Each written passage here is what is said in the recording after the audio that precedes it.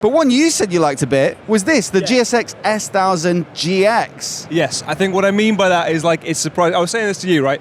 Most bikes look better in the flesh. Yeah. Almost all bikes, in fact, look better in the flesh. So if you don't like the look of it from the pictures, which I didn't really with that one, you might actually change your opinion when you see it in real life. And I have to say that has turned me around a little bit. It's turned you. Yeah. I'd accept that. I think also, like from a technical perspective, it does actually look quite good. Yeah. It's their first ever, did you know this? Their first ever bike with semi-active electronic suspension.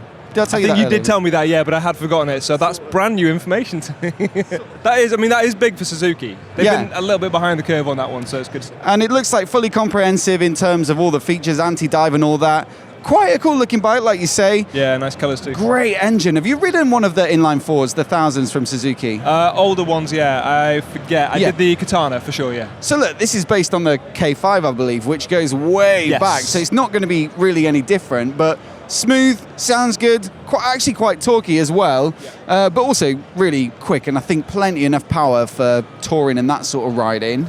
I actually don't really have any downside for this bike. It is about 15 grand. I don't know if that's sort of money where you're starting to think, well, can I buy something a bit more desirable or like European or something? Possibly, I don't know, but you can tell me if that's in line with its competition. Is that still a bit of a bargain? Or what is the competition? I suppose something like the Ninja 1000 SX from Kawasaki, but that's definitely a couple grand, I think, lower, maybe even less. Yamaha Tracer 9, perhaps, but I think, again, that's a little bit less expensive, unless you go for the Tracer 9 GT Plus, which we looked at earlier. Well, I was going to say, do they have the trick suspension like this one, though? Yes, it does, and it has radar cruise control. But the Plus does, and the Plus is more expensive. Yes, the Plus is probably the most equivalent, and it does get a radar, which gives you like active cruise control, and it ties into the engine and the braking and the suspension as well. It firms the suspension up when the radar tells it to slow down in order to stop it diving forward. So pretty comprehensive. I think that's probably the most comparable bike. But anyway, look, it's another option. And like I say, well, like you said, sorry,